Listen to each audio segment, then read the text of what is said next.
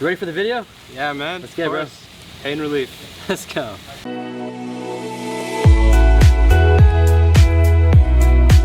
Present practice.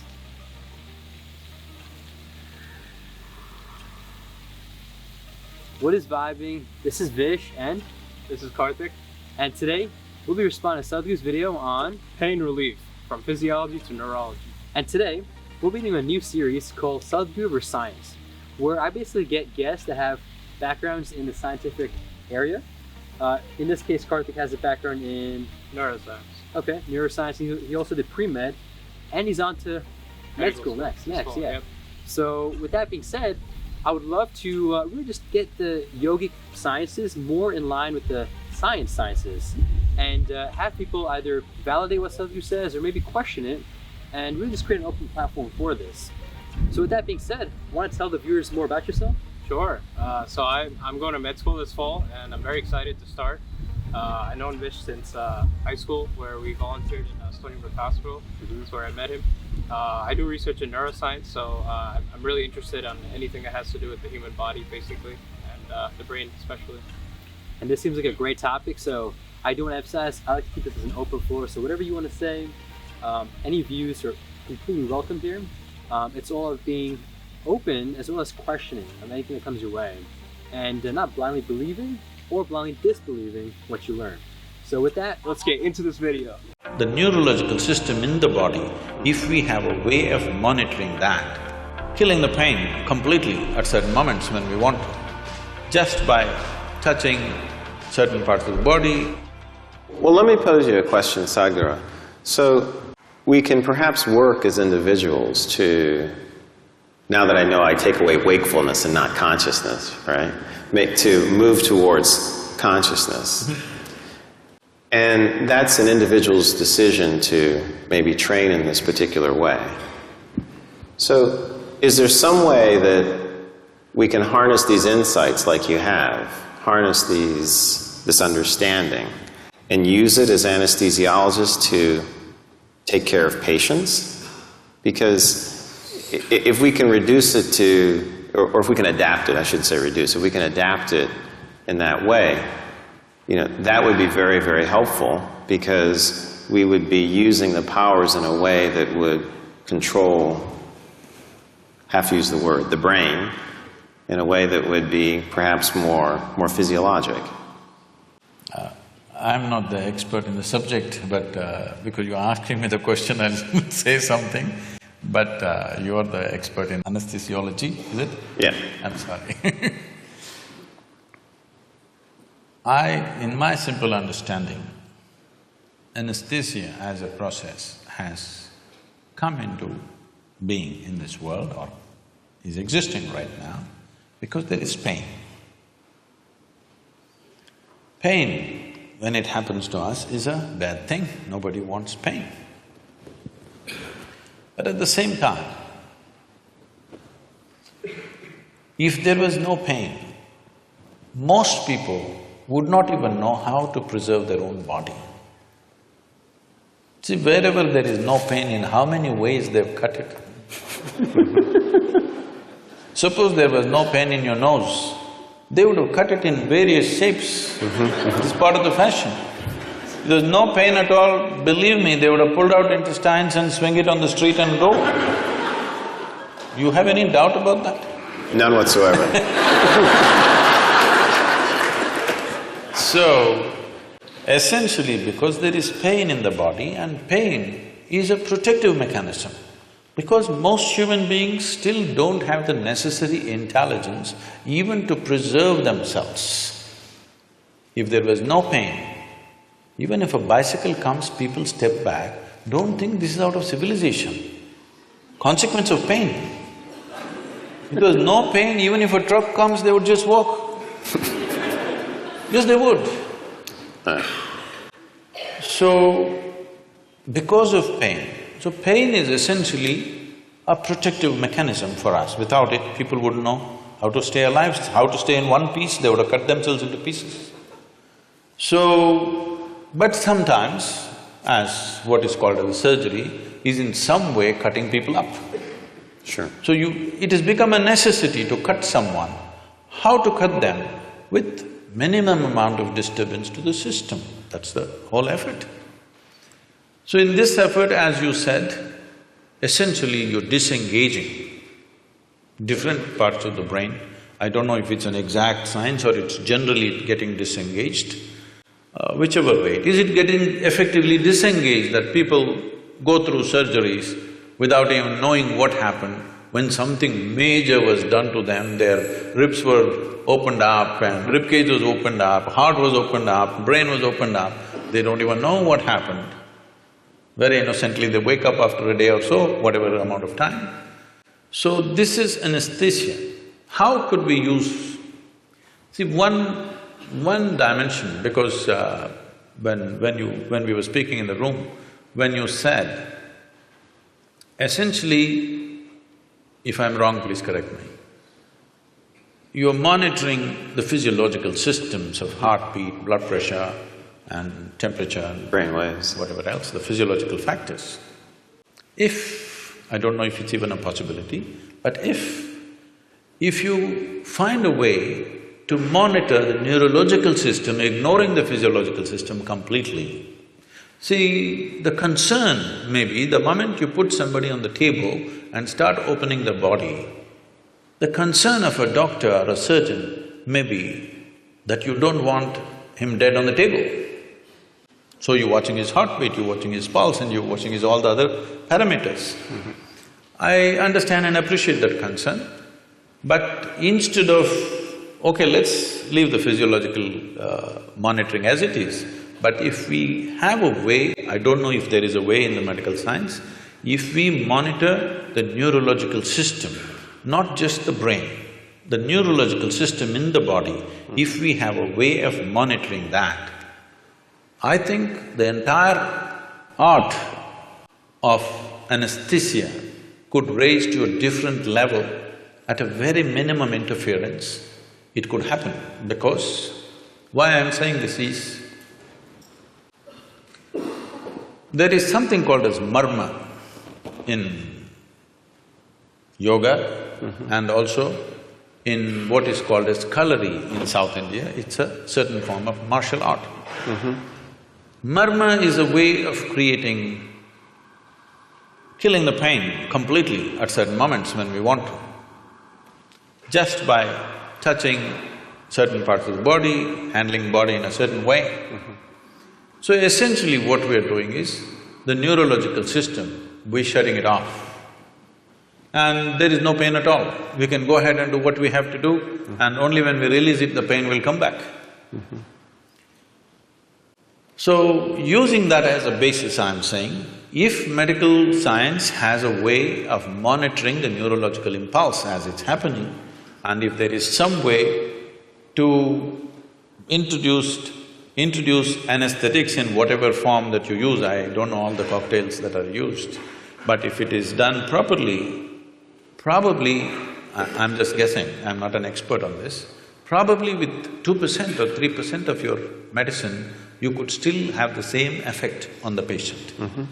Because how you use any medicine on the body and how you use it on the neurological system, I would say 1% of what you use on the muscle, if you use it on the nerve, it will produce equal effect. But it's interesting because I think what you're saying has contact also with the work that we do in the recovery phase, and there are people now looking very carefully at cardiac and brain interactions, and they do signal some of these changes, and it's suggestive. I mean, that maybe more of the body could be engaged in the way we think and measure, and that makes a lot of sense to me, actually.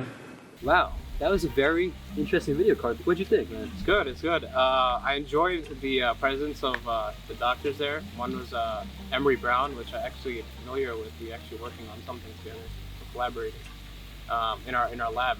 But it was really entertaining to see the interaction between Sadhguru and the two doctors. Actually, one thing I noticed that I never saw before in a previous Sadhguru video is the fact that he acknowledged that he wasn't an expert in the area. I find that he usually talks like in a condescending manner, or like as if he knows everything, which was at one point a turnoff for me. but I found that him acknowledging that he wasn't an expert in this area was very, it was good to hear, definitely. Cool. Awesome. And with regards to the topics he covered, it seemed like anesthesiology was the main topic, as well as pain and how you deal with pain. What have you learned from the neuroscience background that you have about this? This is actually exactly my field. So I work with rats in the lab. So we use different anesthetics to numb the rats and then sacrifice the rats in order to dissect the brain regions and then extract them and use them for identification of proteins in the sample. So some of the anesthetics that we use, such as isoflurane or diazepam or other benzodiazepines, some of these compounds are also used in such as Novocaine and different anesthetics that are used. For example, I had my wisdom teeth taken out, and I was given general anesthetics and Novocaine to numb in the general area of the teeth, and I woke up and I didn't feel anything at all.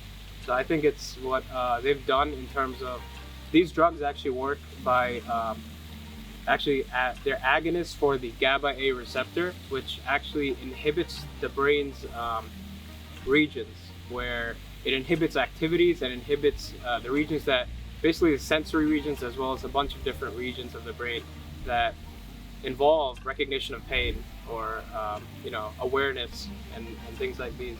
So the way they work is fascinating, and the way they use these anesthetics and how perfectly I woke up as soon as the procedure was done, and how smooth it was from waking up to walking again like it was nothing happened to me was remarkable. And I found that definitely these doctors have done a great job over the years in discovering these benzos and how to use them in treating people in procedures especially. Wow. Well, thank you for sharing that. Of course. And clearly, as you all can probably tell, he does have a tremendous background in this field and area. And so it's really nice to see that, and also shed that scientific lens on this topic. And like you mentioned as well, I mean, some of you are talking to these professors and really just science experts in their fields respectively are really cool to see that intersection. So thank you for that. And I'm curious also with regards to Sadhguru's take on anesthesiology, and he did mention he wasn't an expert, but from the little he talked about, what do you think from what he said, if you recall certain things? So I wasn't sure what he meant exactly. He was trying to say that he was switching from physiological perspective to a neurological perspective. He was basically saying that he wants doctors to basically ignore the, for example, heart rate, EKG, different aspects such as CT scans or different diagnostic things that they use in procedures.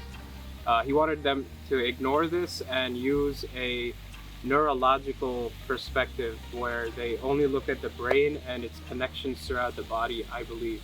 But I'm not sure what he means by that, because that's basically what an EKG is, and yeah, I don't know. Okay. Yeah, I was confused about that too, because I don't really know much about the topic itself. I did think when he was talking about it, he didn't say that it was okay to use those things, but he was just asking essentially to initiate again, I'm not sure much about this topic, but really just add in a neurological method of scanning and adding that as well as a tool. So is that used at all, or no, or what do you think? I thought I might have misunderstood, but I thought he said that he wanted them to move from using physiological measurements to neurological, and I'm not sure what that means. Yeah. Okay. Yeah, I was confused too. That's fine. You pretty much cover the aspects. And I guess from what he said, I mean, do you think from the background that you have, it is a plausible thing? Because it seems like at the end, both scientific peoples didn't really exactly respond to what he said. Although this was a clip, I think, of the bigger talk. So is it possible, I mean, what he's describing to have like a neurological scan, is that even a thing?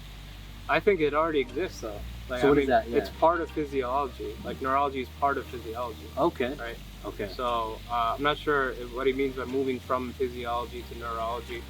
I think maybe he was referring to something that has to do with sensory information or awareness or consciousness or something like that. Okay. Where just the brain and how, he was talking about pressure points too, right? Yes. So like certain places in the body and arts in India where was he saying the Masha or something? Something like that. Yeah, and he was referring to the martial arts where they use pressure points in the human body, and they manipulate these points to relieve pain or attack weak points in martial arts.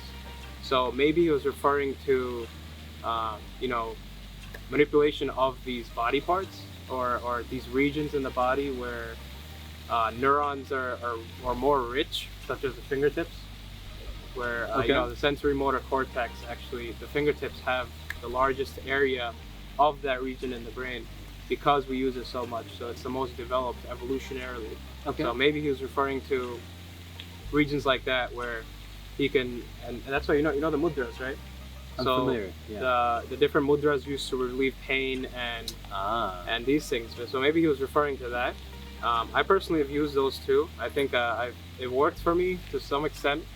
Sometimes I feel like it doesn't work. I just think it's a pseudoscience. That's the word that I like to use because nothing is true. Nothing is confirmed yet. We haven't done any science studies to prove these certain things like mudras or these things that have been around for so long. Yeah. In you know, that Sadhguru likes. He's very fond of these things, which I'm not sure if they're true and they work yet. I've even asked my professor that I work with. He believes multiple times he's referred to meditation in the lab, and he said that he wasn't sure. Again, just like how I'm describing, he's not really sure if it works or not. You know, it could be a placebo effect even. Okay. But Valid points, Yeah. and I appreciate you again shedding this of course, scientific lens as well as Of like a neuroscientific lens, especially on Yeah. this topic. And I want to appreciate you all for watching this. I know this is a lot more scientific in nature, so I'm sure you learned as much as I did because I didn't know much about this. So thank you for sharing again. And any other reflections you have Yeah, for so Sadhguru? Or the other thing is when I started off the video, I thought when it said pain relief, I thought it was going to refer to prescriptions and opiates, but instead it was more so on the topic of anesthesia and you know, procedures and anesthesia in the use of the surgical table. But in the realm of opiates and prescriptions, I think there's definitely a lot of natural ways to relieve pain Okay. that don't involve opiates. And I personally am not a big fan of opiates, and I think they're very invasive for not much relief. I think they cause more harm than they do good. Okay. And there's actually the opiate system you could even activate on your own. There's not necessarily Internal. Yeah. Okay. Yeah. So there's such as exercising even activates certain endogenous opioids or opioid receptors as they call it. So, and I've experienced a runner's high or things like that where I've exercised and I felt really good. So first-hand experience that shows that you can relieve pain on your own, which is pretty cool. Absolutely. There we Yeah. go. Well, again, thank you for sharing and adding Yeah. that in. I want to appreciate you all for watching this again, and thank you for being here. course. And again, sharing this lens and perspective, especially from the science side. And yeah, with that, if you have any other video requests on the Sadhguru Science series, I want you all to comment down below. And also, would love to hear what you thought, whether it was what I said or what Karthik covered, or even what Sadhguru covered, or even those other science guys. Also, comment that down below as well. And with that, make it a great day. Take it joyfully. Present practice. And stay conscious.